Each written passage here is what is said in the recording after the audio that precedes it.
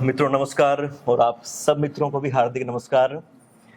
और हमारे आनंद की पहले ही कोई सीमा नहीं थी, क्योंकि हम बनारस में थे और सब आत्मियों से तो अब घिरे हुए हम हैं। तो अब तो हम किसी और तरह से कहीं तो लोक में पहुंच चुके हैं। और बनारस का जिस तरह से हम देखें जो अनुभव रहा, अभी आप में से एक साथी ने कहा कि बनारस कोई शहर नहीं है, तो एक व्यक्तित्व है। तो वाकई वो लगा। धीरे धीरे आप उससे परिचय पाते हैं, फिर उसके हो जाते हैं।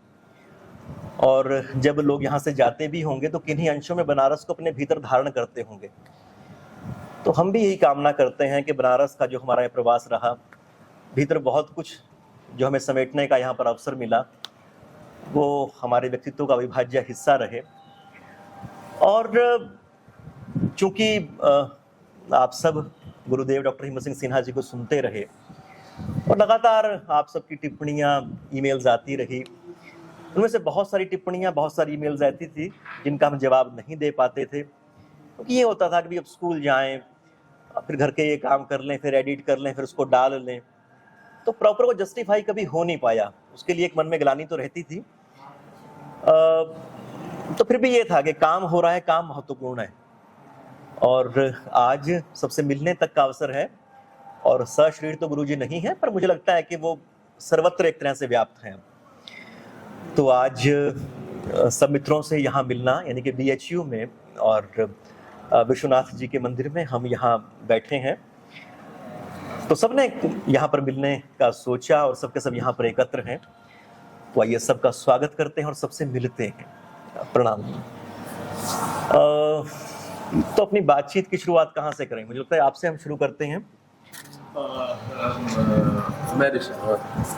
मैं ऋषभ पांडे हूँ। तो मैं पहली बार जब बनारस आया था तो 2020 में मेरा ग्रेजुएशन में यहाँ एडमिशन हुआ था, पर वो कोविड का टाइम चल रहा था, तो आधा बनारस हम जान पाए, आधा नहीं जान पाए। तो बनारस के असली जानने की शुरुआत जब हुई, मतलब बनारस हम पहले आए थे तो एक जो शब्द हम दिमाग में लेके आए थे कि अगर मैं इश्क लिखूं तो तुम बनारस समझना। कि मतलब किसी ने कह दिया, किसी शहर के बारे में ऐसी कल्पना करना कि वो उस शहर से इश्क हो जाए, उस शहर से प्यार हो जाए। सच में बनारस। अच्छा, तो आप ये बताएं कि जो आपने इस तरह से सोचा, इस शहर के बारे में तसव्वुर किया, उसके पीछे पृष्ठभूमि किस तरह से काम करती रही आपकी? पृष्ठभूमि इन द सेंस कि हमेशा से किताबों से जुड़ा होता। नई वाली हिंदी जो अभी लिखी जा रही है, जहाँ पे कई सारी बातें होती हैं, तो उसमें आप देखेंगे कि जब जितनी भी नई हिंदी की किताबें लिखी जा रही हैं, जैसे आपने अभी बताया कि जयशंकर प्रसाद जी की बनारस की गलियाँ, जयशंकर प्रसाद जी की बनारस की गलियाँ, या आप केदारनाथ सिंह की जब बनारस की वो कविता पढ़ेंगे जहाँ पे वो कहते हैं कि लहर तारा से उठा वो आंधी का धुआं, मतलब बनारस में सब, फिर वो धीरे धीरे लिखते हैं कि बनारस में सब कुछ बहुत धीरे धीरे हो रहा है, बहुत धीरे धीरे चल रही है, यहाँ सारी चीजें बहुत धीरे धीरे चल रही। तो एक होता है ना कि इंसान दौड़ता रहता है, और जिस दिन वो धीरे धीरे चलना सीख जाए उस दिन वो जिंदगी जीना सीख जाएगा। तो बनारस कुछ इसी धीरे धीरे तरीके से जिंदगी जीना सिखा देता है। तो अभी आपने बात की बनारस में रहने की, बनारस की यादों की, तो मेरे को लगता है कि मतलब बनारस आप का वही है कि गंगा नदी, रेत, नदी है तो रेत होगा। तो एक छोटा सा अंश मेरे को हमेशा से नदी और रेत का याद आता है कि रेत का जितना हिस्सा गीला होता है उतना नदी हो जाता है। अरे वाह! मतलब ये हमेशा से रहा है कि जितना हिस्सा आप रेत का गीला कर दीजिए उतनी ही वो नदी होती जाएगी। तो आप बनारस में होके जितने गीले होते जाएंगे उतने बनारस। बहुत सुंदर। अच्छा, एक आप ये बताएं कि गुरुजी के जो हमारा मुख्य विषय है उसके ऊपर भी हम आएंगे। BHU को लेकर किस तरह की आपकी, मतलब आप तो आपको कई साल यहाँ पर हो चुके हैं, तो किन ख्वाबों को लेके आए थे और अभी क्या स्थिति है उनकी?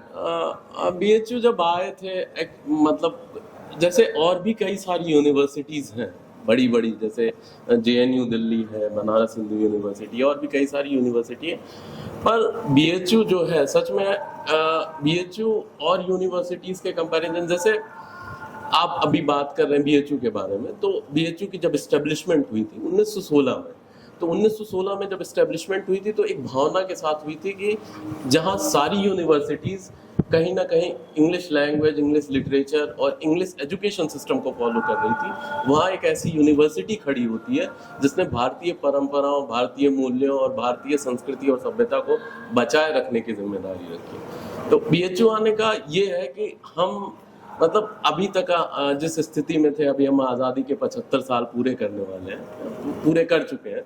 तो ये था कि एक जनरेशन जो थी हमारी आज़ादी के बाद, वो लगभग भूखे पेट हुई। एक जनरेशन ने कमाया तो वो कवर किया, अब हम वो तीसरी पीढ़ी हो रहे हैं इस आज़ादी के।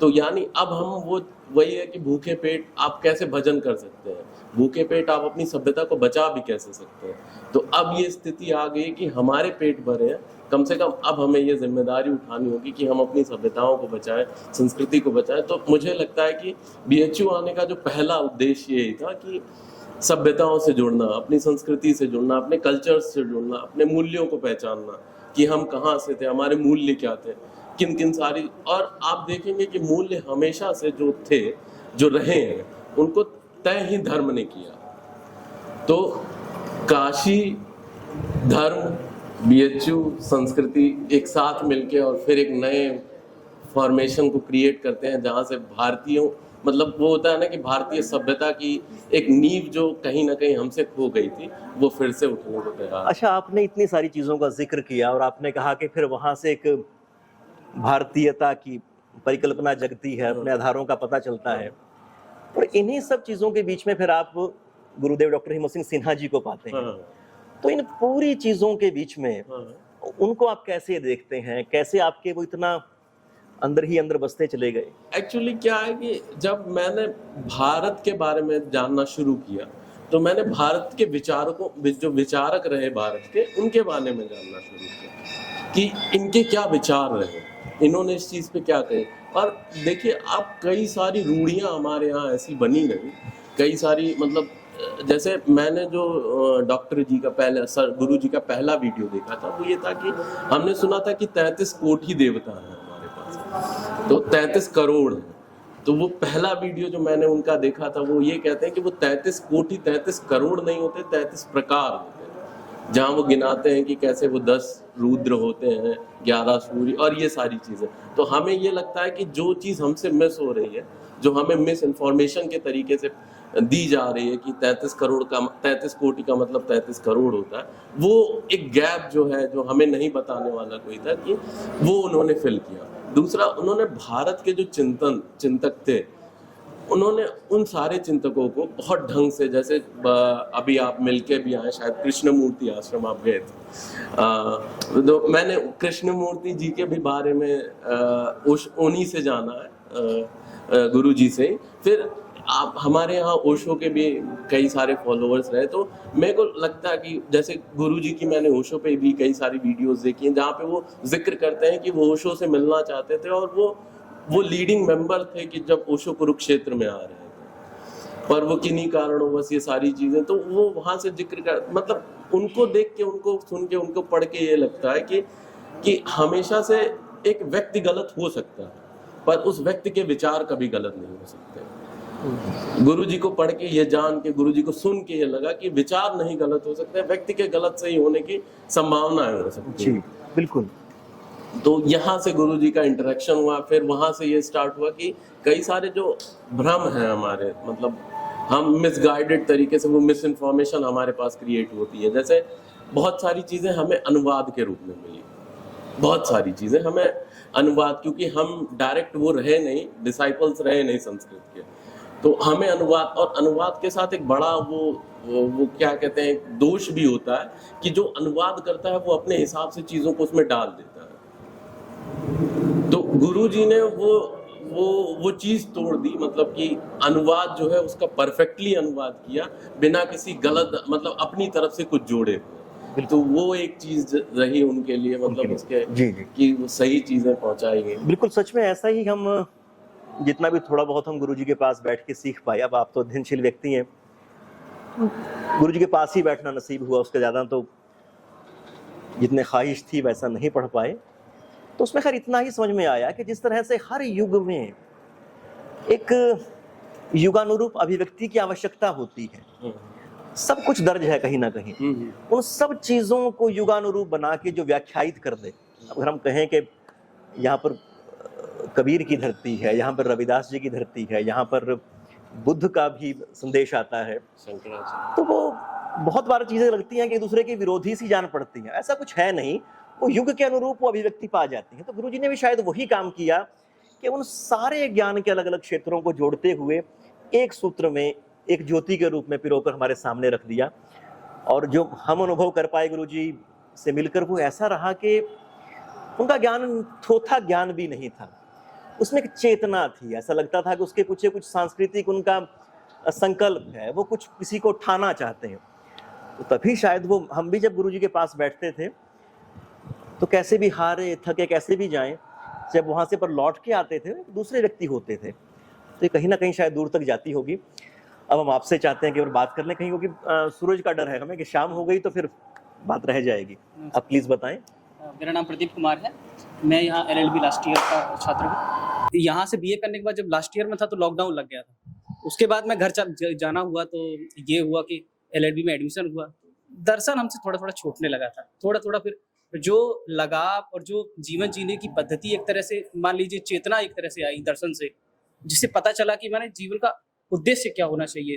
तो वो धीरे धीरे लैक हो रहा था कि घर पे जाने के बाद ये हुआ कि लॉकडाउन लग गया, तो सब स्ट्रेस एक तरह से पूरे भारत में, डिप्रेशन एंजाइटी की बड़ी समस्या पैदा हो गई। तो सर की वीडियो देखने के बाद एकदम दिमाग रिलैक्स होता था। और सबसे बड़ी बात है कि आपके पास एक साधन है जिससे कि आप एक कोई नई चीज आप प्राप्त कर सकते हैं, आप अपने ज्ञान को बढ़ा सकते हैं। सुकरात ने तो कहा भी नॉलेज इज वर्च्यू, ज्ञान सद्गुण है। तो ज्ञान आपका बढ़ रहा है तो उससे अच्छा गुण कोई हो नहीं सकता। और इसमें मैं बीच में आपको रोक रहा हूँ, पर वो हमें, क्योंकि कई चीजें यार, आपका स्वागत है।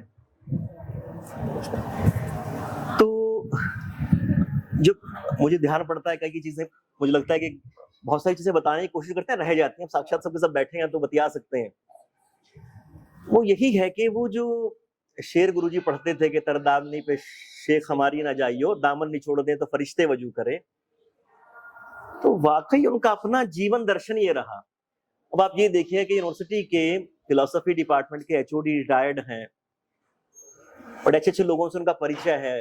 अटल बिहारी वाजपेयी उनके बड़े सुपरिचितों में हैं। गुलजार लाल नंदा जी उनको अपना, एक तरह से गुलजार लाल नंदा जी के साथ मिलकर कुरुक्षेत्र की जो हम शोभा देखते हैं, गुलजार लाल नंदा जी का तो नेतृत्व था, पर उसके पीछे जो आर्किटेक्ट थे वो सिन्हा जी थे। वो ना वो बताते ना उस शहर, मालूम नहीं किस तरह से उसको याद करेगा नहीं करेगा, पर वो पता है जिनको पता है। तो उसके बावजूद वो इतना सादा जीवन जीते रहे। उनके पास चल अचल कोई भी संपत्ति नहीं सिवाय उन किताबों के जो पीछे दिखती थी, वो भी उनके। और कितनी बातें ऐसी हैं कि मुझे 2 साल के बाद पता चला कि गुरुजी जिनके साथ रहते हैं वो उनका बेटा नहीं, उनके वो शिष्य हैं। उन्होंने हमारे शहर में सैकड़ों विद्यार्थियों को ऐसे रखा कि जैसे अपने बेटे की तरह से। कोई सब्जी बेच रहा है, कुछ और कर रहा है, और बदले में उन्होंने भी गुरुजी को ऐसा प्यार किया कि वो ऐसा नहीं कहते थे कि हमारे पिता जैसे हैं, वो कहते हमारे पिता हैं। और बिना किसी संस्था खड़ी किए, बिना कुछ और, मैं व्यक्तिगत तौर पे इसमें क्या कर सकता हूँ। तो वाकई गुरुजी का फिर यही रहा कि मतलब सेल्फलेस जीवन का जो उदाहरण गुरुजी के उनमें दिखता है, शायद वही उनको उस तरह से उनकी बात को। कुछ दिन पहले हमें दोस्त मिले हमारे, वो कम सुनते हैं लेक्चर, तो उन्होंने कहा कि गुरुजी जब बोलते थे ऐसा लगता था कि जो भी बोल रहे हैं सच बोल रहे हैं। बिल्कुल, इसीलिए तो उनकी वीडियो और ज्यादा देखने को मन करता है। और मतलब जब आप वीडियो देख रहे होते तो एक तरह से आप केवल सुन नहीं रहे होते, आप समझ रहे होते हैं कि गुरुजी एकदम ये 100% से और कह रहे हैं, फॉर ग्रांटेड है, गुरुजी ने जी लिया है ये एक तरह से। वो वाली बात, गुरुजी अगर जी लिए हैं तो मतलब ये है कि वो सच अपने अनुभव से ये बात कह रहे हैं। तो कहीं ना कहीं पॉजिटिविटी है उस चीज में, एकदम चेहरे से ही उनकी पॉजिटिविटी फैल जाती है, उनकी बात सुनने से ही। आप दोनों की जो ट्यूनिंग है ना, वो एकदम बहुत अच्छी लगती है। आप जब बोलते हैं गुरुजी की हाँ जी जो बोलते हैं ना जी, लगता है। और वो तो असल में शायद मैं ज्यादा बोल रहा हूँ, पर वो लगता है कि हाँ और बताएं। उसके पीछे ये हमें लगा कि जैसे किसी रिश्ते में नहीं उतरते हम, शुरुआती हेलो हाय होती है, फिर बातचीत के अंदर उतरते हैं, फिर प्रथम पड़ाव आता है, फिर आप एक दूसरे को समझने लगते हैं। तो गुरुजी के साथ भी ये रहा। जो 4 साल गुरुजी के साथ संवाद हो पाया, वो किस्मत हमारी रही, तो वो फिर अलग था। तो उनको भी एक तरह से लगता था कि वो आएगा, वो बात करेंगे, और हमें तो था ही खैर ये। तो पहले बहुत सारी यात्राओं का हमें मन करता था, पर जब से गुरुजी से मिले तो जितनी भी यात्राएं थी सबके सब स्थगित कर दी हमने। हमने कहा कहीं नहीं, अब तो गुरुजी के अंदर एक तरह से जाएं। तो वाकई है सर। तो कुछ और तरह से बताएं, आपने गुरुजी को सुनते हुए, जिस तरह भी बात चल रही थी कि आपने रामचरित को पढ़ना शुरू किया, क्या आपको लगता है कि आपने अपने जीवन में रूटीन में कोई एक चीज शुरू की हो? हाँ, सबसे पहली बात, जब मैं गुरुजी की फ्राइड वाली वीडियो सुन रहा था, तब उनको लगा कि व्यक्तित्व का विकास जैसे जैसे उन्होंने क्रम बताया था, उस हिसाब से मैंने खुद को एनालाइज करना स्टार्ट किया था उसके हिसाब से कि मेरे संस्कार कैसे कैसे पैदा हुए होंगे अगर गुरुजी के हिसाब से अगर व्याख्या देखी जाए, जैसे फ्राइड ने अपनी थ्योरी बताई थी, तो उस हिसाब से मैं अपने आप में सकारात्मक परिवर्तन कैसे ला सकता हूँ। जैसे चाहे वो ईगो, सुपर ईगो का जैसे जैसे मेरा डेवलपमेंट हुआ, उसमें अगर आप समझ जाएंगे कि वो किस तरह से आपका डेवलपमेंट हो रहा है आपकी चीज़ों में, आपके व्यवहार में, तो आप एक सकारात्मक स्तर पर जाकर अपने आप में परिवर्तन कर सकते हैं और अपने जीवन को एक बहुत अच्छी राह दे सकते हैं। तो वो जब चीज़ें गुरुजी बता रहे थे और उसकी इंटरप्रिटेशन जब वो कर रहे थे, तो वो भारतीय परिप्रेक्ष्य में कर रहे थे। तो उनके सारे उदाहरण फ्राइड के, जितने चाहे वो विदेशी इंग्लिश में रहे हो, लेकिन जब वो इंटरप्रिटेशन करते हैं तब वो पूरे भारत परिप्रेक्ष्य में करते हैं। उसके बाद जो फ्राइड की फिलोसफी को जब काटने की बात आई थी, तो कोषों का जो उन्होंने वर्णन किया था, पंचमय कोष, तो उन्होंने कहा था कि ये फ्राइड की थ्योरी फॉर ग्रांटेड ठीक नहीं हो सकती। तब दो दृष्टि आपको मिल गई है एक तरह से। मैंने पहले मैं सोच रहा था कि केवल फ्राइड की थ्योरी, इसी के आधार पर मैं अपने जीवन को परिवर्तन करने को, लेकिन जब भारतीय संस्कृति में इसका और अच्छा उदाहरण आपको मिल जाता है पंचमय कोषों का, किस तरह से वो डेवलपमेंट होता है व्यक्तित्व का, तब आपके पास कई दृष्टिकोण होते हैं अपने आप को जानने के। कमाल है। देखिए आपकी बातें सुनते हुए, और सबके सब इस तरह की बातें होनी है तो कैसा होंगे ना, यही क्या मतलब, क्या कमाल की चीज है कि हम गुरु को सेलिब्रेट कर रहे हैं, सबकी सब बातें बताइए। हमें भी शुरू में हैरानी होती थी, शायद लॉकडाउन का ही असर रहा ये, जब एकदम देखा गया और वो लोगों ने बताया कि हम यहाँ से देख रहे हैं, हमें बड़ी, तो कुरुक्षेत्र से इतना दूर एक और सांस्कृतिक गढ़ में बैठे, और बनारस का नाम आती है, हम सोचते थे कि वहाँ इतने बड़े विद्वान हैं, वहाँ कैसे संभव है कोई हमें सुनेगा, और यहाँ पर भी ऐसा है, तो इसका मतलब बहुत बहुत ही बड़ी बात, बहुत ज्ञान की खास तरह से भरने वाली चीज है। ज्ञान के भूखे लोग हर जगह हैं, जहाँ कहीं भी आप जाइए कहीं ना कहीं मिल ही जाएंगे, और गुरुजी जैसी ज्ञान जो देते हैं उसको सब आत्मसात करना चाहेंगे। ऐसा कोई नहीं है जो जानता हो और आत्मसात ना करे, तो वो तो संभव है नहीं। या तो वो जानता नहीं है, या तो वो आत्मसात करना नहीं चाहता। बहुत सही।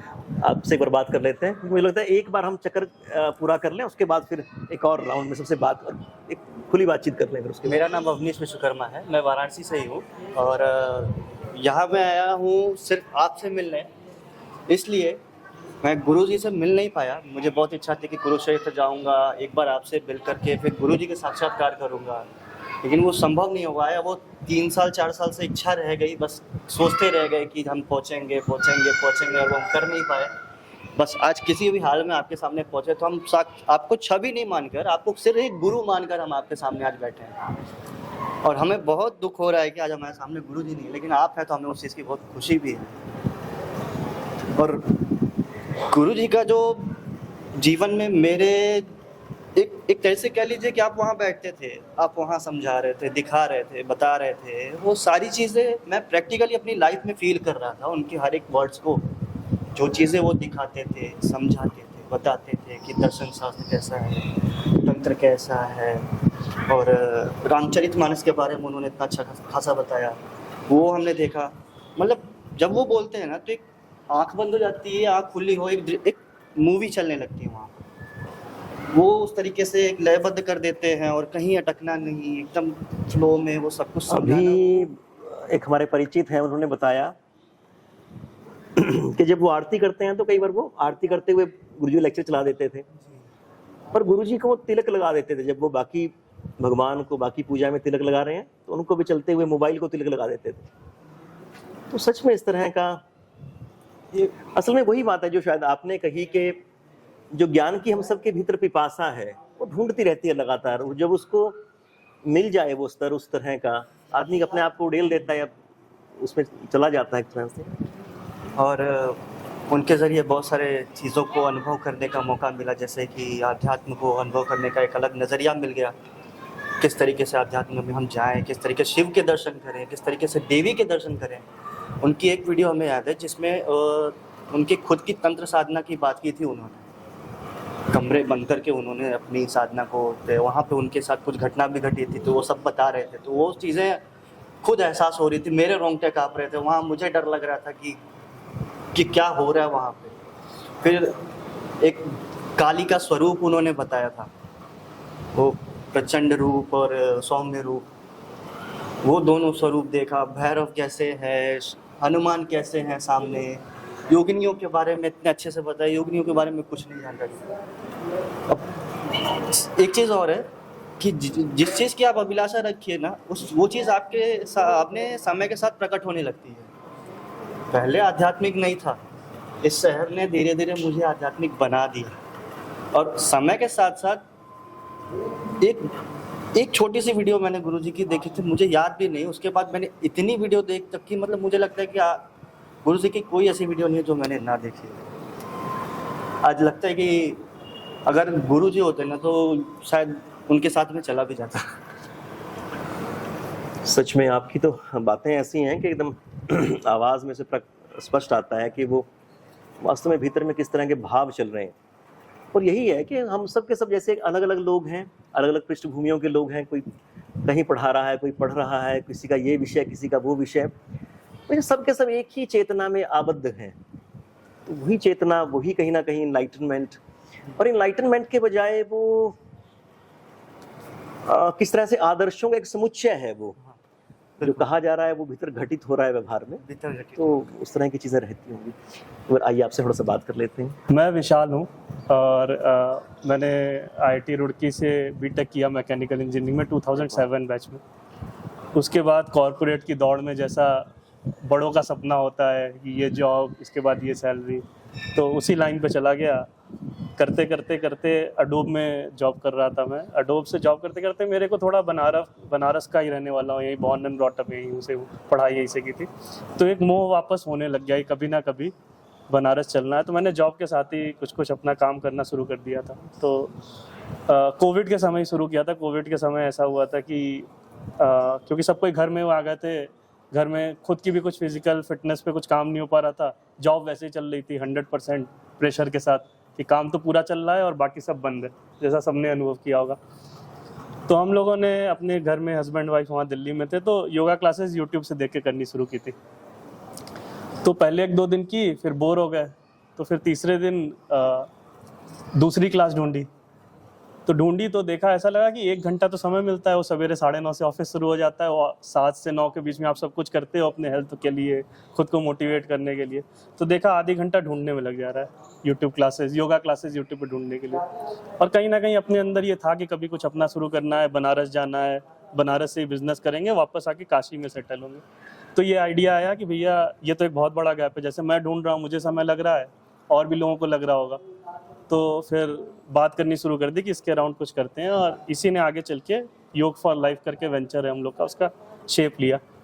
योग फॉर लाइफ के बारे में मैं इसलिए बता रहा हूँ क्योंकि योग फॉर लाइफ की वजह से मैं गुरुजी से जुड़ा, क्योंकि अब हूँ इंजीनियरिंग के फील्ड का, हमेशा सॉफ्टवेयर प्रोग्रामिंग की, बनारस की वजह से थोड़ा सा हमेशा एक फिलोसॉफिकल एंगल, फिलोसॉफिकल वेक्टर रहा है, बट कभी अपने जीवन में बहुत प्रमाणित तौर पे नहीं रहा है। एक सॉफ्ट एंगल हमेशा से रहा था, बट क्योंकि योगा के फील्ड में बिजनेस शुरू हो गया तो योगा के बारे में पढ़ना शुरू कर दिया। और गुरुजी के जो सबसे पहले वीडियोस देखे थे वो योगा दर्शन के देखे थे, वहां से मेरा तो काफी लंबा वीडियो है वो गुरुजी का वो। हाँ, काफी लंबा, और पूरी सीरीज देखी, और वहां से योगा को जो एक फिजिकल कह लीजिए और थोड़ा सा ब्रीदिंग पैटर्न के थ्रू, स्ट्रेस एंजाइटी के थ्रू जो देखते थे, तो वो मेरी लेंस आप कहिए कि हॉराइजन थिंकिंग का बढ़ गया योगा को लेके।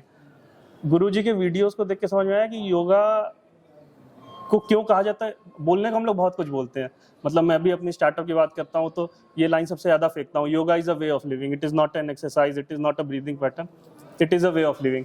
बट कई बार क्या होता है ना, हम लोग जो बोलते हैं अंदर दिल से आवाज़ नहीं आती तो ये मैं ईमानदारी से बोल रहा हूँ कि मेरे भी दिल के अंदर से वो आवाज़ नहीं आती थी। एज अ बिजनेसमैन वो लाइन बोलता था मैं। गुरुजी के वो वीडियोस देख के वो चीज़ समझ में आई कि why is it a way of living.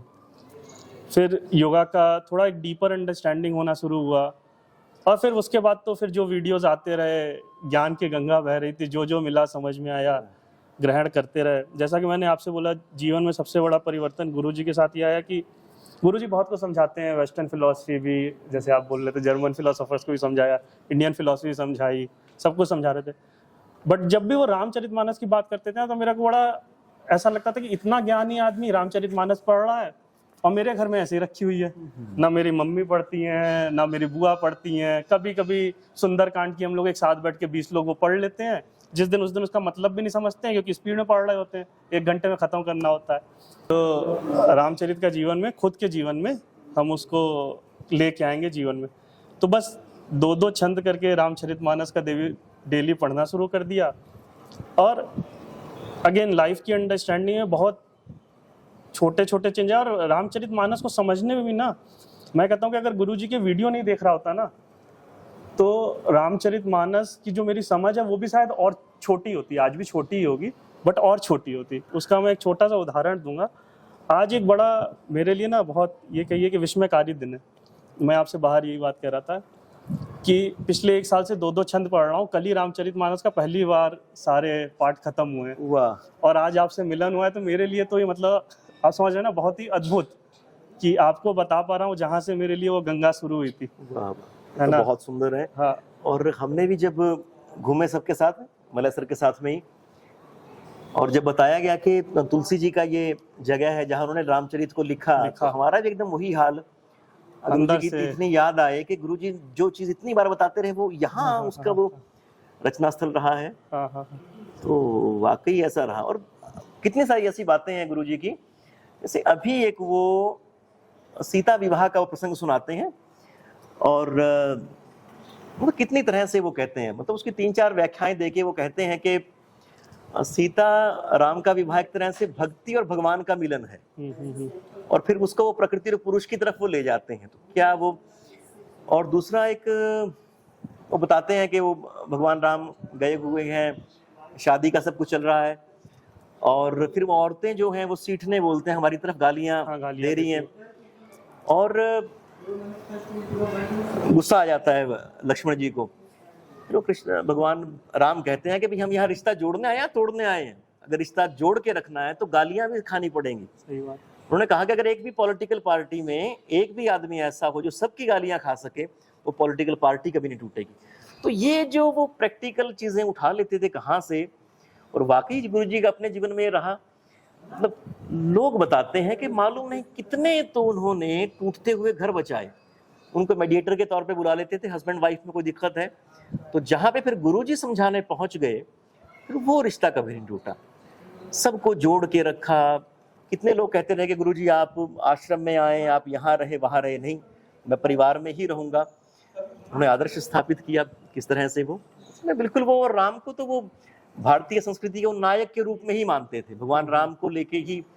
तो हम भी कई बार ये देखते थे, लोगों से बात करते थे, गुरुजी किसको, मतलब राम को मानते हैं, राम को मानते हैं। तो क्या राम जी की पूजा भी करते ना? वो कहते पूजा करते हैं क्या राम की? पूजा तो कभी नहीं करते। तो फिर हाँ, राम को जीते रहे वो। तो वाकई ये तो बहुत सुंदर बातें आपने बताई। और आपकी बातों से उनको एक और लगता है कि आप कह रहे हैं IIT के बाद फिर आप इस तरफ से आते हैं, तो एक तरह से कोई गीत है ना कि हुजूर आते आते बहुत देर कर दी। तो हमारी सबकी जो बेसिक टेंडेंसीज हैं उनकी तरफ मुड़ने में हम बहुत अधिक देर ना कर जाएं। तो हमारा जो पोटेंशियल है उस तरह से लगे। तो एक बार हम और आगे बात कर लेते हैं सबसे।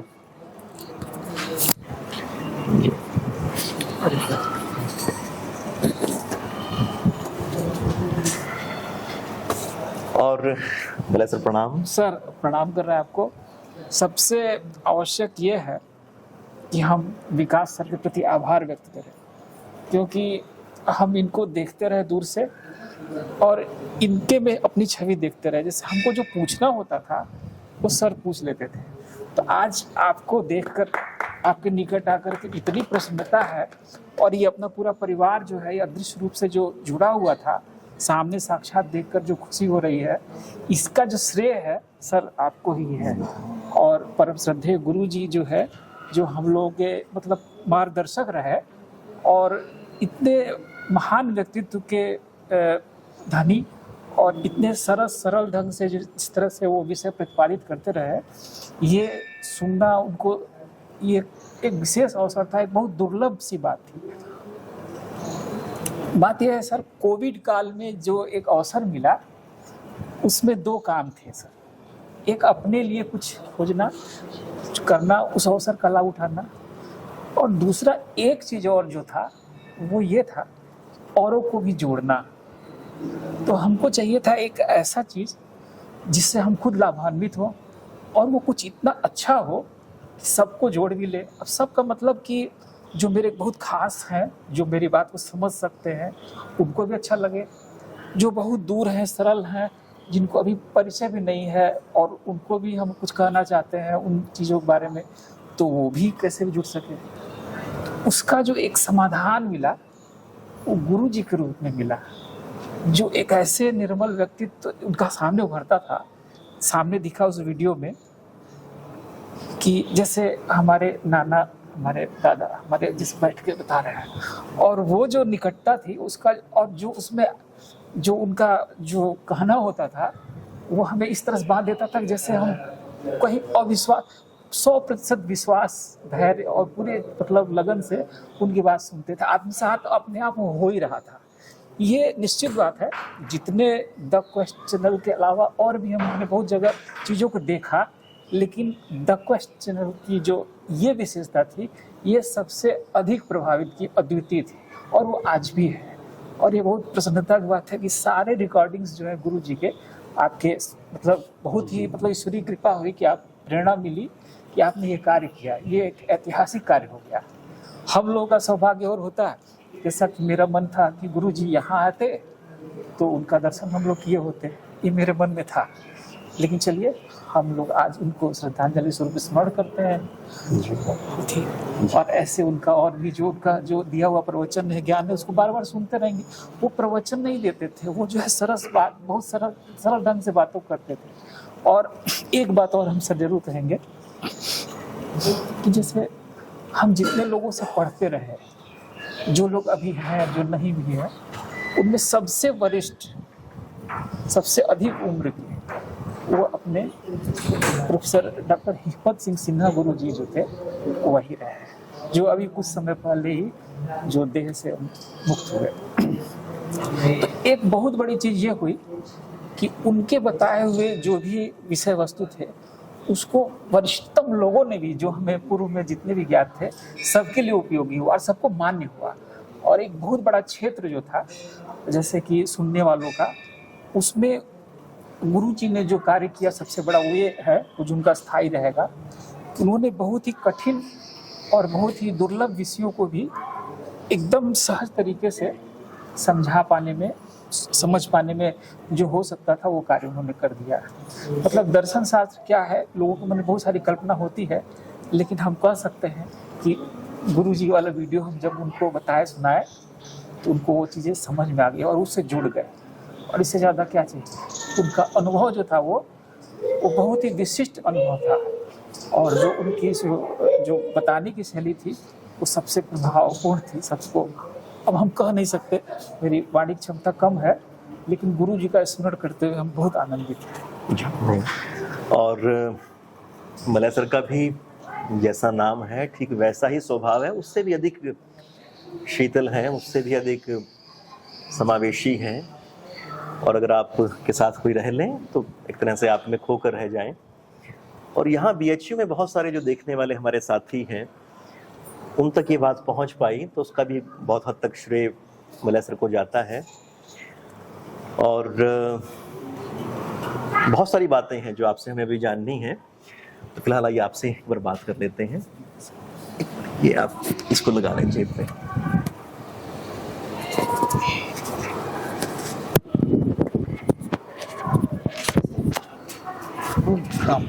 प्रणाम। मेरा नाम रूपेश त्रिपाठी है और इससे पहले मैं सिविल इंजीनियरिंग का छात्र रहा हूँ। तो वहाँ पे मैं जब पढ़ाई कर रहा था तो बहुत सारी चीज़ें मैंने हॉस्टल से लेकर के अपने क्लास में बहुत सारी चीज़ों को देखा कि चीज़ों में आधुनिकता तो है लोगों को लेकर के, लेकिन कहीं ना कहीं हम अपने संस्कार और संस्कृति से दूर होते जा रहे हैं। और बहुत सारी जो खोजें करी गई, तो बहुत सारी चीज़ें मशीनों के द्वारा खोजी जा रही हैं और बाद में फिर हम उसको ढूंढ रहे हैं कि कहीं ना कहीं वो चीज़ें हमारे वेदों में हैं, पुराणों में हैं। तो वहाँ पढ़ते टाइम ही मुझे कुछ ऐसा हुआ कि मुझे यहाँ से निकलने के बाद कुछ ऐसा करना है कि आधुनिकता को हमें अपने वेद पुराण के साथ जोड़ करके लेकर के आना है। तो अंदर से इस तरीके की आशा थी कि भाई कोई इस तरीके का कोर्स हो जहाँ पे वैदिक चीज़ों को साइंस के पॉइंट ऑफ व्यू से बताया जाए, क्योंकि मैं उस बैकग्राउंड से आया हूँ और वो जो डॉट है उसको कहीं ना कहीं फिलअप मैं कर सकता हूँ वहाँ पे जो जो प्रॉब्लम मैं देख रहा हूँ। तो अंदर से इस तरीके से जिज्ञासा थी और बाबा विश्वनाथ की कृपा हुई कि BHU में हिंदू स्टडीज़ का कोर्स आया। और सबसे बड़ा जो अपने लिए अवसर की बात थी कि किसी भी बैकग्राउंड से कोई भी स्टूडेंट एडमिशन ले सकता था, लेकिन इच्छा तो थी मेरी, लेकिन इस सब्जेक्ट का मुझे कोई जानकारी नहीं था पहले से। तो फिर मैं YouTube पे बहुत सारे वीडियोस को सर्च करना शुरू किया, तो उनमें से गुरुजी की वीडियोस मुझे मिली। तो मुझे दर्शन के बारे में या कह लीजिए किसी भी वेद पुराण के बारे में बहुत ज़्यादा जानकारी तो था नहीं, लेकिन अंदर से एक जिज्ञासा थी कि मुझे कुछ करना है। तो गुरुजी की वीडियोस को देखने के बाद मुझे बहुत कुछ सीखने को मिला और परिणाम स्वरूप ये है कि आज मैं BHU में के हिंदू स्टडी का छात्र हूँ और मेरे गुरुजी मलय गुरुजी के सानिध्य में मैं अभी हूँ। और एंट्रेंस निकालने का कहीं ना कहीं जो श्रेय रहा वो सिन्हा गुरुजी को जाता है, और क्योंकि मुझे कोई जानकारी थी नहीं। तो अभी जो मैं हिंदू स्टडीज़ में आया हूँ तो कहीं ना कहीं उनका बहुत मैं रेडी रहा हूँ और इच्छा बहुत थी उनसे मिलने की। वो पूरा तो हो नहीं सका, लेकिन आपसे मिल करके बहुत खुशी हुआ। तो अभी हिंदू स्टडीज़ का कोर्स चल रहा है और मैं भी इस पे चीज़ों को आपके थ्रू, लोगों के थ्रू लेकर के आगे लेकर के जाने की इस तरीके से वो है कि कुछ समाज को दिया जाए। जैसा कि आप भाइयों, मित्रों के द्वारा और आपके द्वारा मैं गुरुजी के बारे में सुना, तो मुझे एक लाइन याद आ गई उनके लिए कि इबादत नहीं होता सिर्फ माला को घुमा देना। इबादत नहीं होता सिर्फ माला को घुमा देना, इबादत होता है किसी उजड़े को बसा देना, इबादत होता है किसी भूखे को खिला देना, और इबादत होता है किसी रूठे को हंसा देना। तो ये जो छवि गुरुजी पे दिखती थी कि अभी मैं उन आप लोगों के माध्यम से उनके बारे में और जाना, तो यही सब गुरुजी का बहुत कुछ रहा मेरे बहुत ऊपर। सुंदर। और जैसा कि पहले भी हम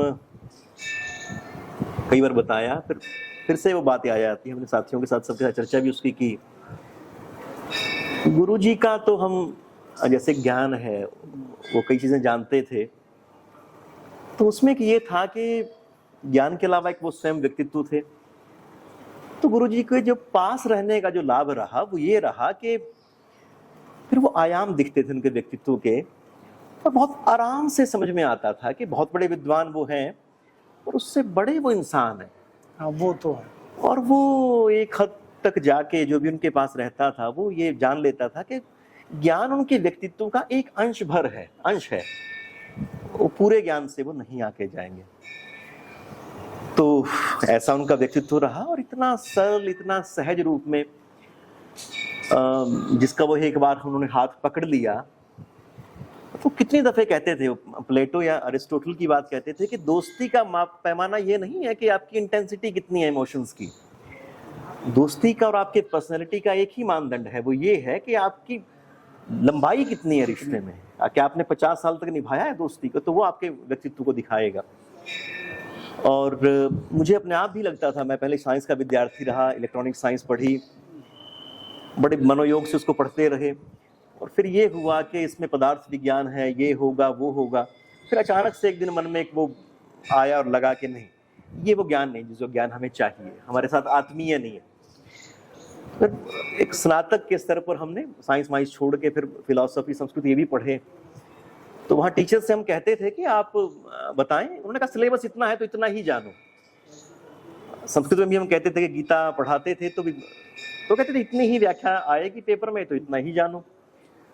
तब वो बाद में समझ में आया कि नहीं, ये अलग मामला है, ये सिलेबस से या पढ़ाई से कोई लेना देना है नहीं। फिर उसी अतृप्ति में, उसी पिपासा में बढ़ते बढ़ते अचानक से गुरुजी मिलते हैं। गुरुजी के सारे शहर के हमारे पितामह हैं। आपके यहाँ तो इतना बड़ा शहर है, इतनी बड़ी यूनिवर्सिटी है, हजारों हजारों तपस्वी यहाँ पर हुए, हजारों विद्वान यहाँ पर हुए हैं, जीवंत जागता शहर है, लाखों लोग घूमने आते हैं। तो छोटा शहर है, वहाँ छोटी छोटी चीज़ों को सेलिब्रेट ही हम करते हैं। तो फिर जब गुरुजी के पास गए तो फिर उसमें बहुत सारी चीज़ें ऐसी लगी, तो ये लगा कि उनके माध्यम से अपने शहर को देखने की दृष्टि मिलती है, अपनी यूनिवर्सिटी को फिर से स्थापित करने की कोशिश हो जाती है।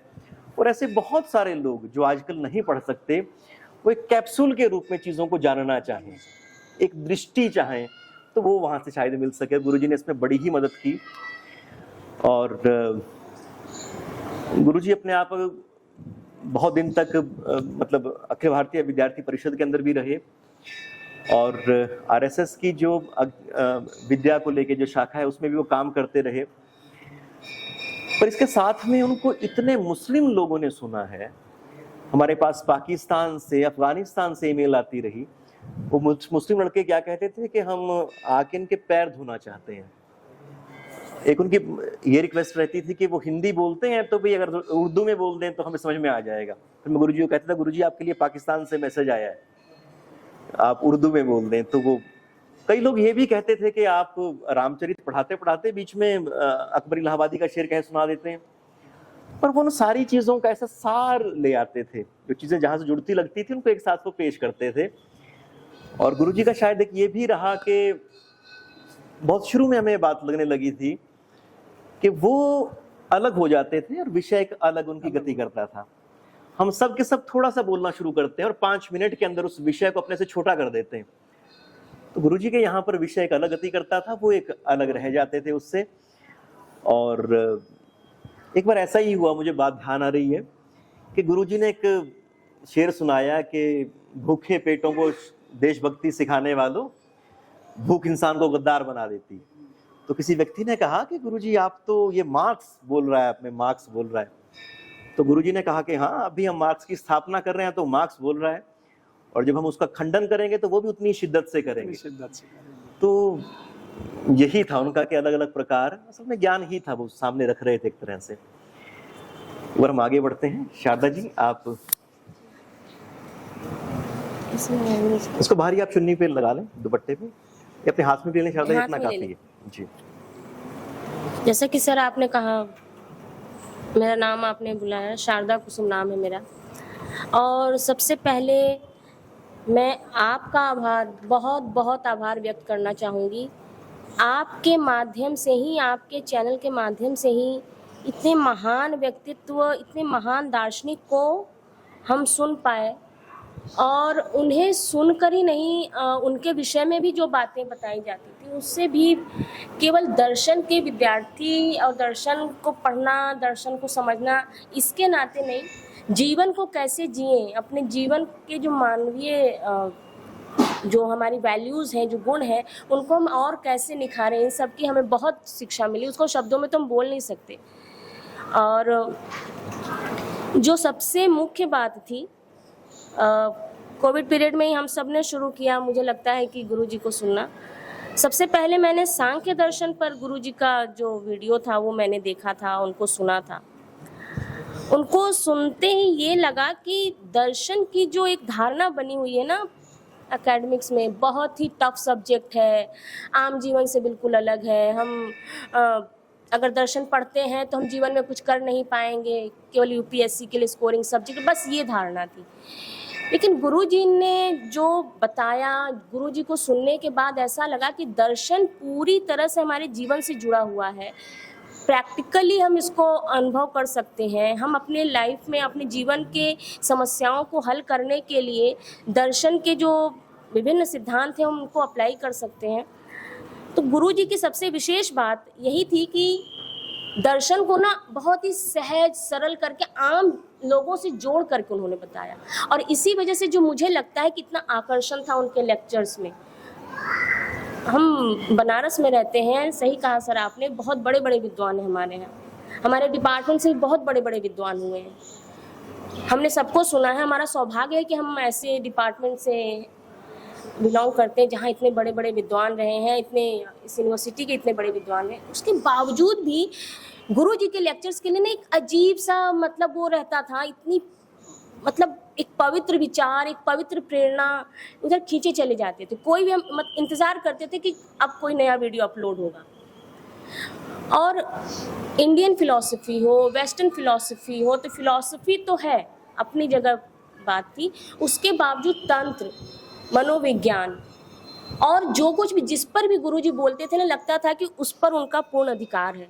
तो मैंने कई बार सर आपके वीडियो पे कमेंट भी किया था, गुरुजी तो आधुनिक वाचस्पति मिश्र हैं, क्योंकि वाचस्पति मिश्र जी के बारे में जो हमने सुना है कि वो जिस पर भी बोलते थे उस पर उनका पूर्ण अधिकार था। तो गुरुजी बिल्कुल ऐसे ही बोलते थे। तो ये जो बात थी ना गुरुजी की, अद्भुत बात थी।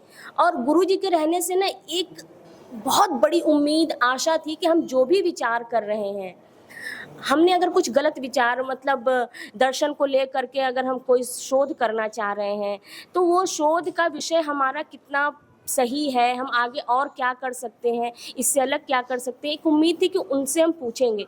और उनके जाने के बाद सबसे बड़ा जो स्वार्थ वाला ही कष्ट था, बहुत बड़ा जो कष्ट हुआ, ये यही हुआ कि अब कहाँ जाएंगे पूछने, अब किनसे हम पूछेंगे। तो शब्दों में पूरी बात हम नहीं बता सकते, जो कुछ हमने अनुभव किया। और मुझे तो स्वप्न भी आया था गुरुजी की मृत्यु से 2-3 दिन पहले, और एक बहुत बड़ा सा सूर्य मैंने देखा था जिसकी रोशनी धीरे धीरे मध्यम हो रही है, अंततः एक छोटा सितारा बन करके वो तारा टूट गया और गंगा जी में गिर गया। तो तभी मैंने भैया से ये कहा भी था, तो मुझे ऐसा लगा जैसे कोई बहुत बड़ी घटना होने वाली है। और जब गुरुजी गए तो लगा कि सच में एक बहुत बड़ा सूर्य, ज्ञान का सूर्य अस्तित्व तो हो गए गुरुजी। बहुत कुछ है कहने को सर, हम शब्दों में इतना कुछ कह भी नहीं सकते जो कुछ अनुभव किया है गुरुजी के विषय में। बहुत आभार शारदा जी। और असल में जिस तरह से आपने बातें रखी, इन बातों के ऊपर भी, इन बातों को भी अगर महसूस किया जा सकता है, अपने अंदर धारणा की जा सकती है, और फिर से एक बार बारंबार अपने आप को याद दिलाया जाता है, गुरुजी को इस तरह से सुने, इस तरह से उनको समझें। जिस तरह से आपने कहा कि ये होता था कि उनसे पूछ लेंगे, हमारे यहाँ पर भी पीढ़ियां की पीढ़ियां ऐसी रही जिन सबको था कि हम जाएंगे, वो अपने कंधे पे एक बार हाथ रखेंगे और वो बात ठीक हो जाएगी। तो सबको ये था कि हमसे बड़ा कोई है। गुरुजी की इतनी सारी आदतें थी, वो कैसे व्यक्तित्व थे मालूम नहीं। उनकी गली में छोटे छोटे बच्चे थे, वो उनके पास उसी प्रेम से आते थे। जो बहुत ही आम पढ़े लिखे व्यक्ति थे, वो भी उनके पास उसी प्रेम से आते थे। शिक्षा मंत्री, मुख्यमंत्री भी उनसे वैसे ही उसी घर में मिलने आते थे, वो भी उसी तरह से आते थे। सबके साथ बिल्कुल एक ही धरातल पे होके वो ऐसे बात करते थे। सबको लगता था कि हमारा अपना अंश इनके अंदर है। हमें भी लगता था कि घर में बैठे हुए दादाजी हैं, वो हमें पढ़ा रहे हैं, बिल्कुल ऐसा लगा हमें। और एक जो प्रोफेसर होते हैं, वो एटीट्यूड तो कभी उनमें दिखा ही नहीं। जी, वो शायद बिल्कुल ऐसा ही रहा, इतने सहज होके उनका जीवन भी वैसा ही रहा। अपनी जिस तरह से हम बात कर रहे थे अभी, इतने बड़े प्रोफेसर रहे, उनके पास कोई अचल संपत्ति कुछ भी नहीं। 50-60 रुपए की वो चप्पल डालते होंगे, और धोती और जो कुर्ता वो जो डालते थे, वो भी वो कि जो गुरु पूर्णिमा पे उनके विद्यार्थियों ने उनको दे दिया हो। बहुत एक बंधा बनाया सा बैठ, एक उनका लकड़ी का संदूक था, उस संदूक भर में सब कुछ उनका था। और उनकी नियमितता इतने कमाल की थी कि उन्होंने कभी किसी का एक पैसा नहीं रखा। मेरा ये सौभाग्य रहा कि आखिर के कुछ दिनों में, करीब पिछले 2 साल से, मैं गुरुजी के छोटे छोटे काम करता था। अब गुरुजी की इससे बड़ी तो कोई सेवा थी ही नहीं, छोटे छोटे काम थे। तो ये था, चिट्ठियां बहुत लिखते थे, चिट्ठियां आती बहुत थी, चिट्ठियां जाती बहुत थी। तो एक तो वो था। तो कई बार गुरुजी चिट्ठियां मतलब टिकट मंगाई, तो हम थोड़ी सी ले आए, उनको नहीं बताया। फिर वो ना इतने की थी ना, इतने पैसे और रहते हैं। या फिर उनकी शेव करा के ले आए, नहीं इतने पैसे थे, नहीं इतने थे। तो ऐसा आदमी मैंने दूसरा व्यक्ति ऐसा नहीं देखा जो पैसे के मामले में इतना एक्यूरेट हो।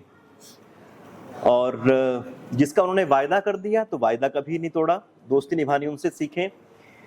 उनके मैक्सिमम जो रिश्तेदारी है वो यूपी के अंदर की ही है। तो उनके रिश्तेदारियां बहुत दूर दूर तक। गुरुजी से पूछते, गुरुजी वहां पे ऐसा हो गया, कौन है वो? मेरे भाई हैं, मेरे भतीजे हैं। मतलब फर्स्ट रिलेशन में हमेशा वो बात करते थे। ऐसा उन्होंने कभी नहीं कहा कि मेरे ऐसे करके फिर उसके आगे से आगे कोई हो। बिल्कुल फर्स्ट रिलेशन में हमेशा बात करते रहे। और एक और गुरुजी की आदत अगर बहुत सारी गुरुजी की थी, एक ये था कि वो गुरुजी एक बर्थडे कार्ड भेजते थे और एनिवर्सरी के कार्ड भेजते थे। पता नहीं कब से, अब तो शहर में हमारे दुकान ही एक बची थी जहाँ से वो कार्ड मिलते थे और गुरुजी हर बार भेजते थे, मैं इकट्ठे पर उनको खरीद लेता था। गुरुजी कहते थे आप खरीद के लाए? हाँ गुरुजी मैं अभी खरीद के लाया हूँ, आप इसके ऊपर पता लिखें और डाल देंगे। तो अभी तक वो बर्थडे के कार्ड्स, एनिवर्सरी के कार्ड्स, और एक गुरुजी खास कार्ड छपवाते थे दीपावली के, एक प्रॉपर लिखवा के, और ऐसे ही एक नव वर्ष का कार्ड। तो ये 4 ऐसे मौके रहते थे कि जब गुरुजी हमेशा कार्ड लिखते थे, हमेशा नियमित तौर पे।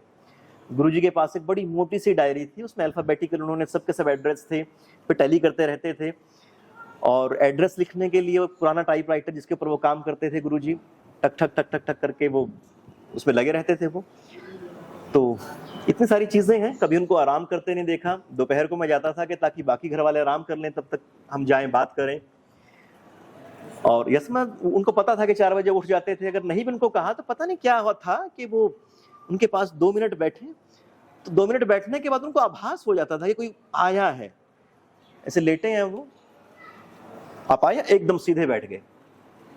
मतलब 94 साल का व्यक्ति लेटा है पूरी तरह से गहरी नींद में, अच्छा आप आए हैं, तो वो 15-20 सेकंड में बैठ जाते हैं। अच्छा चलिए विषय शुरू करते हैं। अच्छा गुरुजी प्रश्न ये आया, ये आया, अच्छा हाँ ये। तो उनको उसकी तैयारी के लिए, उसको जवाब देने के लिए बस इतना ही समय चाहिए कि मैं उनको प्रश्न बोल के पढ़ के बता रहा हूँ, उसका जवाब दे रहे हैं।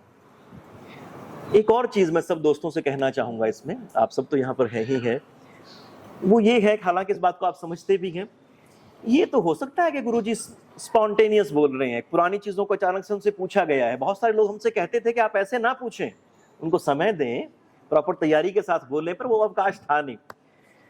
तो ये तो हो सकता है किसी फैक्ट की यहाँ से वहाँ कुछ कमी हो जाए, संख्या में कुछ कमी हो जाए, पर उसका जो पूरा का पूरा जो निचोड़ है उसमें कभी त्रुटि नहीं रही।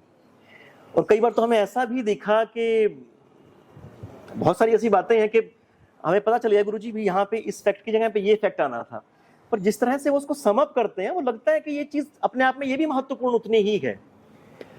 और उनसे इतिहास का प्रश्न पूछ लें तो वो भी उसी मानववाद से उनका प्रेरित इतिहास, और उसको इतनी निर्ममता से वो कहते थे। अम्बेडकर के ऊपर बात करेंगे तो फिर वो रखेंगे, गांधी के ऊपर बात करेंगे तो उसको भी वैसे ही रखेंगे। तो बहुत सारी ऐसी चीजें जो लोगों को लगता था भी एक साथ रखनी असंभव है, उन सबको साथ साधते थे वो। तो कैसे व्यक्ति थे, यानी कि विचारों से बड़े कहीं ना कहीं रहे होंगे। विचार फिर वो जिस तरह से पेड़ के ऊपर फल पत्ते आते रहते, कुछ ऐसा रहा होगा। तो बहुत महत्वपूर्ण टिप्पणी शारदा जी आपकी। और आपसे एक बार हम परिचय जानना चाहेंगे। नमस्कार सर, मेरा नाम पीयूष राय है। मैं बीएससी कर रहा हूँ यहाँ बायो से। दर्शन से मेरी दूर दूर तक कोई रुचि नहीं थी, कुछ था नहीं। फिर अचानक मेटाफिजिक्स के क्वेश्चन में मुझे दिक्कत होने लगे। फिर वहाँ से मुझे गुरुजी मिले और उनके लेक्चर्स को मैंने देखा। स्टार्टिंग में मैंने बुद्धिज्म पे उनका देखा था, पूरा प्लेलिस्ट है उनका, वो मैंने पूरा देखा। तो दर्शन को गुरुजी जितने आसान तरीके से समझाएं, मुझे बहुत अच्छे से समझ में आया। और मैं तो दर्शन का विद्यार्थी था भी नहीं, हूँ भी, अभी भी नहीं हूँ। बस मेरे दर्शन में रुचि है और उस रुचि की वजह से मुझे गुरुजी मिले और फिर गुरुजी से मैं जुड़ा। उनके बारे में जानने के लिए तो यहाँ आया हूँ। और ज़्यादा अभी मैं हाल ही में जुड़ा हूँ सर उनसे।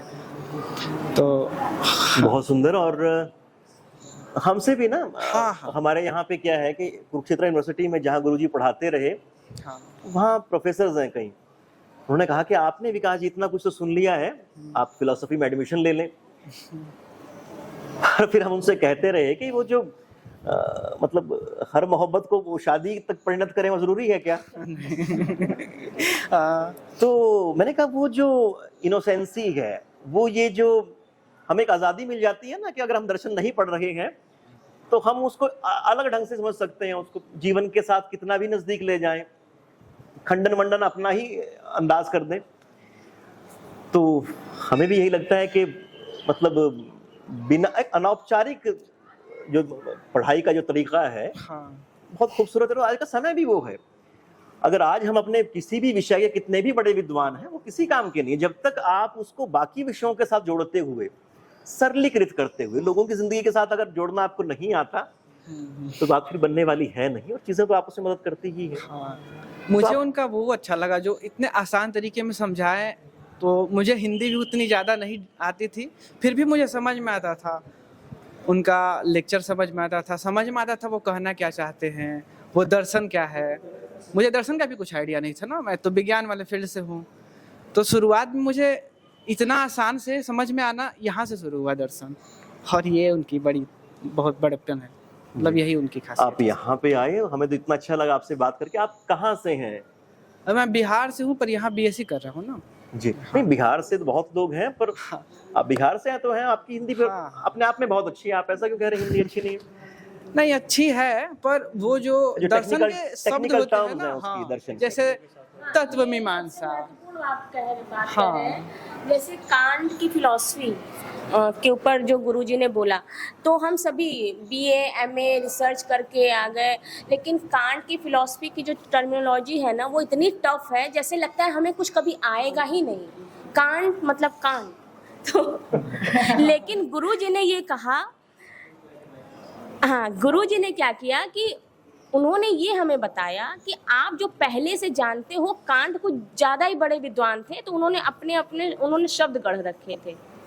जो हम जानते थे वही वो बता रहे हैं, कुछ नया नहीं बता रहे हैं। तो गुरुजी की वजह से ये जानने को मिला। और ऐसे पहले हम पढ़ते थे, लगता था क्या पढ़ रहे हैं, क्या कुछ समझ में ही नहीं आ रहा है, सिर के ऊपर से जा रहे हैं कांट। तो जो दर्शन के बहुत ही कठिन शब्द थे, मेटाफिजिक्स है, बहुत सारे फिलॉसफी के स्टूडेंट जो हैं मेटाफिजिक्स शब्द को अच्छे से जानते नहीं क्या है, पता भी नहीं था। हाँ, ये होता है। तो गुरुजी का सबसे बड़ा जो योगदान मुझे लग रहा है कि हम दर्शन वालों के लिए है, वैसे तो बहुत है, लेकिन सबसे बड़ा जो ये है ना, उन्होंने उन कठिन शब्दों को ना बिल्कुल आसान करके हमें उससे परिचित करवा दिया, तो हमारे लिए दर्शन को समझना बहुत आसान हो गया। इस मामले में तो मुझे ध्यान आता है कि गुरुजी सामने भी कहते थे, रिकॉर्डिंग में, बाद में भी समझाते थे। वो कहते थे कि हमने कुछ ना टर्म्स गढ़ ली हैं लोगों को खौफ में रखने की, उनसे घबराने की जरूरत नहीं है। अच्छा, कांट वही ट्रांसेंडेंटल की बात करते हैं? जी, उससे तो हम भी बहुत परेशान रहे थे। यूनिटी, कई चीजें उसमें आती होंगी।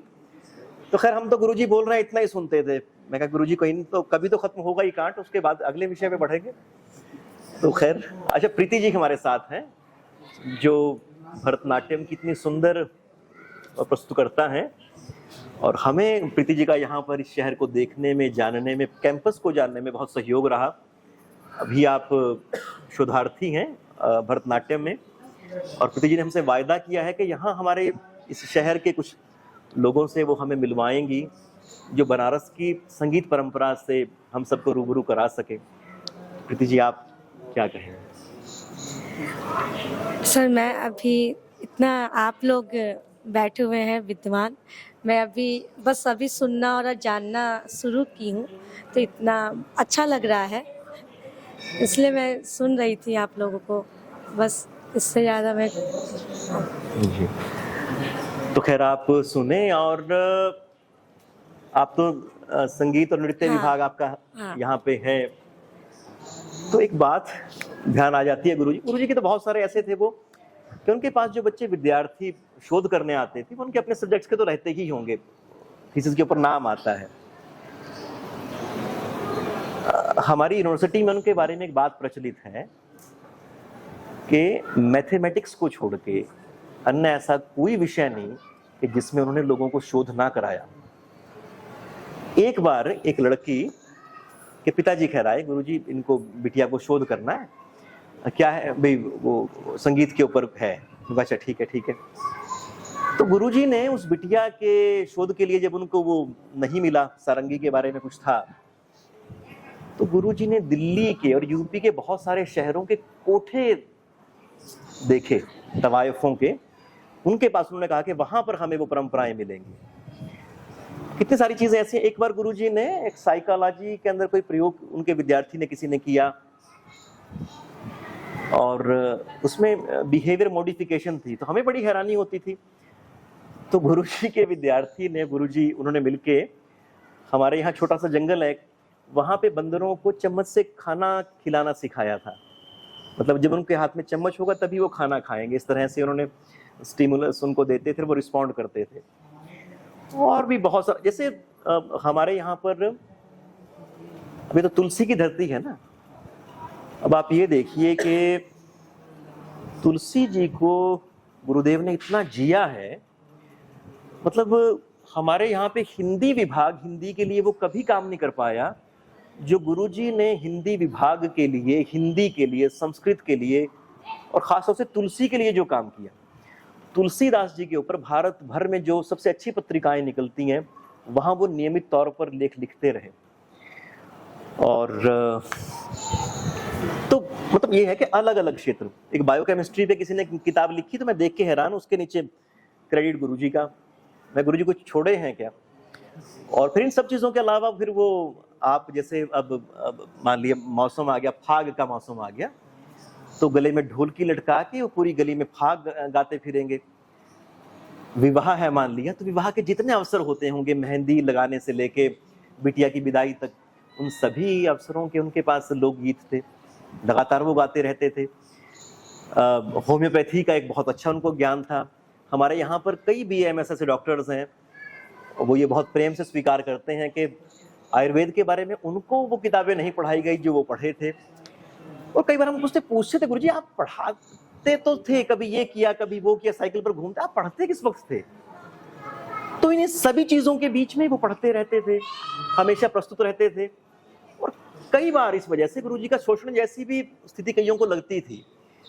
एक ने कहा गुरुजी आपकी हेल्प चाहिए, बताओ बेटा क्या चाहिए। गुरुजी ऐसे, हाँ ठीक है। तो गुरुजी तो अपने आप उनकी थीसिस भी टाइप कर देते थे अपने टाइपराइटर पे, इतनी उनकी स्थिति रही। बस उनको ये था कि मुझसे कोई ले ले ले ले ले ले, वो देने को तैयार थे। अपने लिए तो उन्होंने अपने आप में कुछ रखा नहीं। और इसीलिए कई बार ऐसा लगता है कि जैसे गुरुजी के जाने के बाद अब ये उठता है ना कि भी दोबारा आदमी जन्म लेगा, किस रूप में जन्म लेगा। तो गुरुजी के बारे में जब भी विचार होता है तो ऐसा ही लगता है कि वो जो इतना बड़ा सितारा आसमान में चमक रहा था, तो फिर छोटे सितारे के रूप में गंगा जी में गया, फिर वो जन्म मृत्यु के चक्कर से छूट गया वो। नमस्कार, मेरा आप नाम जयदीप है। मैं वैसे राजस्थान जैसलमेर का रहने वाला हूँ, यहाँ MA कर रहा हूँ इतिहास में। हूँ तो गुरुजी से पहचान तो सोशल मीडिया के माध्यम के आप विचारों से ही हुई है। 2 साल हो गए लगभग मैं गुरुजी को सुन रहा हूँ। इतना टाइम तो नहीं मिल पाता है, इतनी समझ भी विकसित नहीं है कि उन जैसे महान विद्वान को पूर्ण रूप से समझ सके। लेकिन काफ़ी कुछ चीज़ें गुरुजी से सीखी हैं। गीता के बारे में जो कर्तव्य निष्ठा वाला जो है, कर्तव्य का जो भेद है, वो लेक्चर मैंने काफ़ी देखे हैं। धर्म के ऊपर उनके विद्वता के जो लेक्चर्स है उनको मैंने देखा है, काफ़ी कुछ समझा है। उनकी जो सहजता विशेष रूप से जो है ना, वो मुझको तृप्त कर पाती है। काफ़ी लोग व्यक्तियों के मैंने वीडियोस देखे यूट्यूब पर, मेरे को मतलब इतनी तृप्ति नहीं हो पाती है कि भाई वो चीज़ एकदम मेरे को शांत कर सके।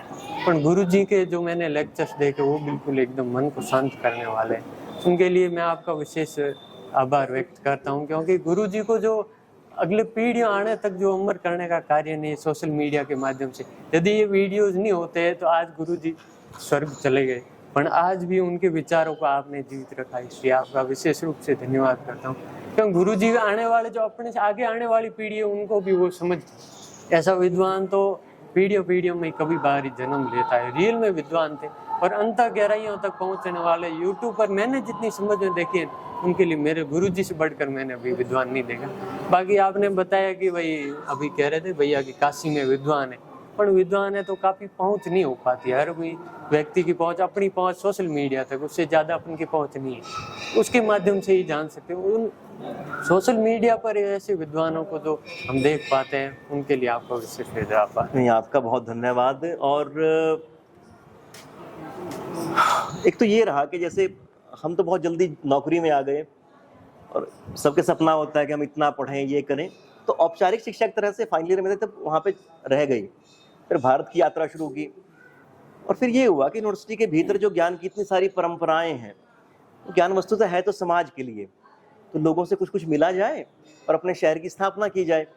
अब दिल्ली में दिल्ली की तरह के विद्वान होंगे, दिल्ली के अपने कस्बे, अपने मोहल्ले हैं, तो हम तो जहाँ पे हैं उस जगह से हमें उर्रीन होना पड़ेगा, उसके लिए कुछ ना कुछ करना पड़ेगा। तो सबसे मिलते, सबके पास ये था कि आप अब आएँ, फिर आएँ, ये करें, वो करें। तो बाद में जाके जब गुरुजी से मिले, उनके 90वें जन्मदिन के आसपास मिले गुरुजी से, वो हमेशा तैयार, हमेशा ही तैयार, हाँ आ जाओ आ जाओ आ जाओ। और ये भी हैरानी की बात है कि कोई आदमी हमें 1 दिन के लिए एंटरटेन कर सकता है, 2 दिन के लिए एंटरटेन कर सकता है, तो लगातार 3 या 4 साल तक हर रोज ही उनके पास जाना होता था। हमें लगता क्या था, हमेशा दिन में खटका रहता था कि पता नहीं गुरुजी कितने दिन और हैं।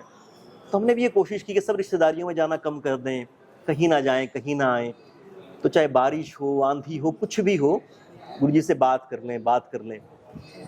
तो उस तरह से वो संग्रह हो पाया। तो गुरुजी में ज्ञान के अलावा जो देने का भाव था, अपने अंदर कुछ ना रखने की जो वृत्ति थी, ये मुझे लगता है बहुत बड़ी चीज़ थी जो एकदम हो जाती थी। हमारे वहाँ पे जैसे हम कुछ लोगों से बात करते हैं गुरुजी के विषय में, क्योंकि वो उनके बारे में जब बात करते हैं तो लगता है गुरुजी का ही सत्संग एक तरह से हो रहा है। तो उन्होंने बताया कि मान लिया सामने 50 लोग बैठे हैं, लोगों ने अपने अनुभव बताए हैं, तो गुरुजी इस तरह से सबसे बात करते थे, लगता था जैसे हर एक से इंडिविजुअली बात कर रहे हैं।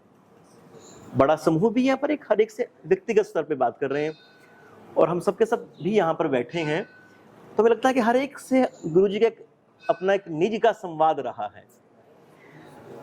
तो और कोई साथी इसमें प्लीज कुछ कहना चाहें, जोड़ना चाहें, उनका स्वागत रहेगा। मैं एक बात कहना चाहूँगा उसी कड़ी में जो मैं बता रहा था कि रामचरितमानस को जो मैंने कहा कि मैं खुद से पढ़ा होता, अगर गुरुजी के जो भी ज्ञान मिला, जो भी उनसे निर्देश मिला छोटे छोटे रूपों में, वो कितना अंतर था कि मुझे लगता है चाहे रामायण हो चाहे गीता हो, हम लोग कहानी के बड़े बड़े पात्रों में फंस जाते हैं और उसमें घुस जाते हैं, ये सही हुआ, ये गलत हुआ, एक अपनी बायसेस बनने लगते हैं। मेरे को राममानस का लेके एक बड़ा ही जीवन में एक बड़ी सिंप्लिसिटी आ गई थॉट में। एक वीडियो था जिसमें गुरुजी बताते हैं कि उनके कोई मित्र थे जो उनसे पहले रिटायर हुए थे, जिनको उन्होंने बोला था कि तुम भी मानस जाके रामचरित का जाके वो किया करो।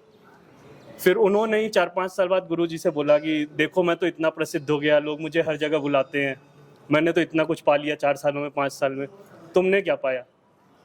जिसमें गुरुजी ने जवाब में बोला था कि मानस में पाना कहाँ लिखा है, मानस में तो खोना लिखा है। काम खोते हो, क्रोध खोते हो, लोभ खोते हो, मैं तो खोए जा रहा हूँ। और वो वीडियो देखने के बाद ना, मतलब एक आप कह लो धरातल को छू लेते हो और फिर दिल में यही रक्षा रहती है कि इस धरातल पे बने रहें, इससे ऊपर ना उठे। ये बात तो सर है कि अच्छा, ये भी होता है ना, गुरुजी के पास लगातार हम बैठे हैं तो हमें भी भ्रम हो चलता है कि हाँ गुरुजी सुन ली है, बात सुन ली है, पर हर बार वो हमें ये हैरानी होती थी कि कोई एक व्यक्ति इतनी नई बातें कैसे कह सकता है। रिपीटेशन हो सकता है कुछ बातों की हो कुछ, पर वो अक्सर होती नहीं थी। नए सवाल में नई तरह का जवाब आता था, ये बहुत हैरान करता था। और हमेशा उनके पास आप बैठे हैं तो अगर आप किसी भी तरह का घमंड लिए हैं, वो तो टूटता था, उसको पिघलना पड़ता था। गुरुजी का एक रहता था कि कोई उनसे साधारण एक व्यक्ति, सामान्य व्यक्ति आके मिले तो उससे उसी की बोली में मिलेंगे। आइए मैं आपके लिए मतलब एक वो गुड़गांव से लड़की हैं, वो कई बार गुरुजी से मिलने आती थी, बहुत श्रद्धा रखती थी। तो गुरुजी हाँ बिटिया बताओ मैं क्या करूँ तुम्हारे लिए। घर पे अपने रखते, खाना वाना खिलाते, फिर शाम को वो जाती। उन्हें भी गुरुजी के गुजरने से एक दिन पहले सपना आया कि गुजरने वाले संस्कार पे भी वो पहुंची। तो सामान्य व्यक्ति वो, और कई बार ऐसा भी हम देखते थे कोई बहुत बड़ा ऐसा विद्वान अपने आप को समझने वाला वो आया, फिर उसको वो उस तरह से बताते थे, फिर वो उसी तरह से उसी फॉर्म में आ जाते थे। तो वाकई सरलता, सहजता, उसी को लगता था जैसे वो साध रहे हैं। और जैसा कि आपने कहा गीता के ऊपर गुरुजी का, तो ये भी गुरुजी का बहुत कमाल रहा कि जिस तरह से उन्होंने रामचरितमानस को जिया है, वो शायद उनकी जो उत्तर प्रदेश की पृष्ठभूमि रही वो उसमें काम करती रही। रामचरितमानस जिस तरह से इस धरती का तो एक तरह से वो लोकगीत है। दूसरा फिर जब वो कुरुक्षेत्र जाते हैं, कुरुक्षेत्र का मतलब गीता की धरती, तो कुरुक्षेत्र को भी उन्होंने पूरी तरह से धारण कर लिया। तो गीता में ही पूरी तरह से वो रहे, वही संदेश सबका सब रहा। तो ये रहा। अच्छा कुछ और मैंने सर, आप प्लीज कुछ और कहें। सर हम तो सबसे ज़्यादा अभिभूत है आपका दर्शन पा करके और इतने सब लोगों को से मिल करके। अपने गुरुजी का कुछ जो जैसे लेक्चर जो आपके यूट्यूब चैनल से हमें सुनने को मिला, उसमें एक आत्मा संबंधित जो अवधारणा उनकी थी, उसने हमको बहुत प्रभावित किया। कारण यह है, और उसका हमने साक्षात एक प्रमाण भी पाया कि शुरू ये विषय ऐसा है, अरे आप तो हमारे उसमें सुने भी, बहुत प्रयास करके लोग अपनी अलग अलग अवधारणा बना करके बहुत तरह से कहते हैं, और हमको लगता था कि इसमें आखिर क्या कैसे समझा जाए। लेकिन हिम्मत सिन्हा गुरु जी का जो वो लेक्चर है, वो उसमें जिस तरह से उसके बारे में बड़ी स्पष्ट और बहुत ही मतलब दूर तक की जो एक दृष्टि हो सकती है, दार्शनिक दृष्टि, उसको संभालते हुए एक सामान्य व्यक्ति को समझाया है, हमको समझ में आया ऐसे, वो हमें बहुत प्रभावित किया। और ये चीज़ हमको लगा कि इस विषय पर बहुत लोग जानना चाहते हैं, कोई ठीक से बता पाने में समर्थ नहीं होने के कारण वो भी नहीं समझ पाते। लेकिन वो लेक्चर कोई सुने, और लोगों ने सुना तो एक बड़ी संख्या में, हजारों हजार की संख्या, हमको इस समय उसकी संख्या याद नहीं है, वो बहुत महत्व नहीं रखता, लेकिन बहुत अपार मात्रा में लोगों ने उससे जुड़ा। ऐसे गुरु गोरखनाथ पर जो उनकी जो नाथ संप्रदाय पर जो कई सीरीज थी, वो हमारे यहाँ के बहुत सारे लोगों ने खूब मतलब उसका लाभ उठाया, ज्ञान लाभ उठाया। तो ऐसी ऐसी दुर्लभ चीज़ें थी, जैसे कि अभी आपने सांख्य दर्शन को उदाहरण लिया, ऐसे ही हमको अस्तित्ववाद पे, फेनोमेनोलॉजी पे, ऐसे विषय जो दार्शनिक लोग बहुत पढ़ते हैं, लेकिन वो उसकी जटिलताओं में उलझ कर रह जाते हैं। उसका जो सहज सरल एक व्यवहारिक जो रूप है, जिस सहज समझ से मतलब जिस इजी वे से समझा जाना चाहिए, उस तरीके से बता पाने में पुस्तकें समर्थ नहीं रह पाती हैं, और क्लासरूम भी कई बार उतना सफल नहीं रहता है। लेकिन ऐसे महान अनुभवी गुरु के माध्यम से अगर कोई सुनता है, तो निश्चित बात है वो चीज़ बिल्कुल मतलब हस्तामलक जिसको कह सकते हैं, अब फिर शास्त्रीय भाषा हो गई, लेकिन उसी चीज़ को हम ये कहें कि बिल्कुल हाथ में जैसे कोई चीज़ दे दिया जाए, साफ साफ दिख जाए, वैसे उन्होंने दे दिया हर विषय वस्तु। ये एक बहुत ही मार्मिक बात है। और दर्शन शास्त्र के बड़े से बड़े अध्येता हों, व्याख्याता हों, सुनने पढ़ने वाले हों, उनको एक बार जरूर उस आदर्श को जो हिम्मत सिंह सिन्हा सर के द्वारा हमें मिल रहा है, उस पर एक बार जरूर ध्यान देना चाहिए कि हमें अपना प्रतिपादन कैसे रखना है, और विषय वस्तु की समझ किस प्रकार से रखनी है कि विरोधी बातों में भी कोई उलझाव न हो, और उसमें स्पष्टता हो, और उसका एक महत्व, उसका एक परिणाम जो है वो एकदम सामने आता है। बहुत सारी बातें हैं, हम तो केवल सुनना चाहेंगे सर। बस छोटा सा अनुभव हमें याद आता है कि गुरुजी की जो वीडियो थी मार्क्स के ऊपर जो थी, पूरी प्री लिस्ट है, तो मार्क्स को पढ़ने के बाद तो हमारा सब्जेक्ट था एक क्रिमिनोलॉजी नाम से, LLB में ही, लॉ फैकल्टी। तो मार्क्सिस्ट थ्योरी ऑफ क्राइम, ये जो थ्योरी थी और मार्क्सिस्ट पूरी जूरिस्प्रूडेंस जो चलती है, उस पर प्रेजेंटेशन जो था, जब मैंने वो प्रेजेंटेशन देना स्टार्ट किया, वो सारा का सारा प्रेजेंटेशन एक तरह से मैंने गुरुजी से ही पढ़ा था, मार्क्स से ही। तब जो हमारी मैम हमें पढ़ाती हैं, जो क्रिमिनोलॉजी की टीचर हैं, तो उन्होंने मुझसे बाद में मिलने के बाद ये पूछा था कि आप पढ़े कहाँ से हैं ये, क्योंकि इतने साधारण वे में, मतलब इतने आराम से एक क्रोनोलॉजी बनाते हुए आपने बताया, ये कहाँ से पढ़े हैं आप? तो मैंने सिन्हा सर का सीधे नाम सर हैं, वहीं से है। तो देखिए, ये है शायद वो जो सरलीकृत होके एक साथ सब में अभिव्यक्ति पाता है।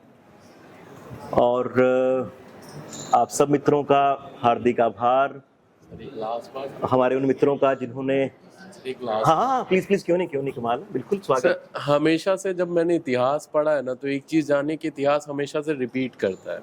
जब मैं आपके बारे में आप बता रहे हैं कि वो 90 साल की उम्र, उनका मिलना, तो मैं को बस एक रामकृष्ण परमहंस का और स्वामी विवेकानंद का एक छोटा सा प्रसंग याद आता है कि रामकृष्ण परमहंस अपने अंतिम दिनों में ही स्वामी विवेकानंद से मिले, एकदम बिल्कुल एट लास्ट स्टेज, और शायद वो पूरी जिंदगी इस उम्मीद में बैठे थे कि एक दिन कोई स्वामी विवेकानंद मेरे पास आएगा।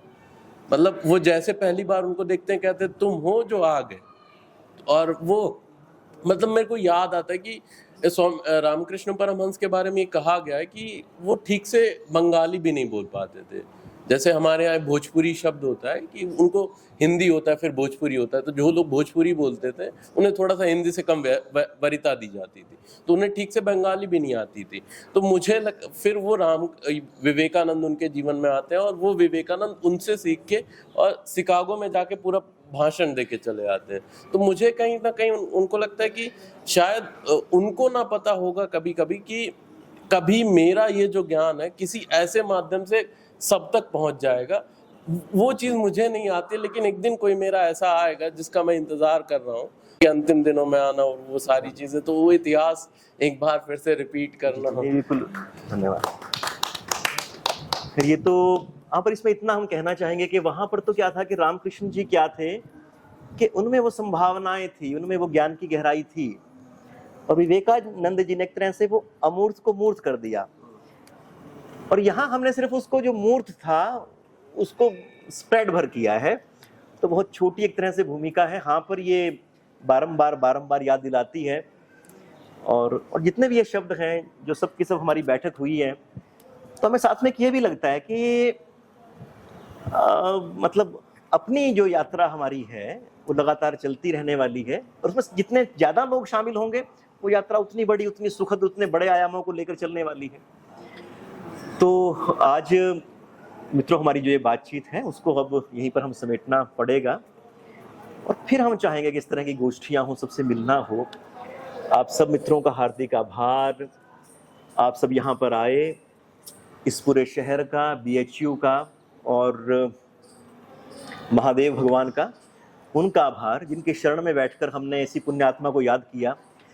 और जगह के चुनाव के बारे में बात चल रही थी, हमने तो सर से भी पूछा, बाकी साथियों से पूछा कि कहाँ बैठें, तो सब कहे कि यहीं बैठिए, है ना। तो वाकई गुरुजी को याद करने की सबसे सुंदर शायद ये जगह थी। जगह का चुनाव भी एक तरह से वही कराते हैं। तो आप सबका अत्यंत आभार। गुरुजी आप जहाँ पर भी हो, आपकी कृपा, आपका स्नेह हम सब पर यूं ही बना रहे। आप सबको नमस्कार।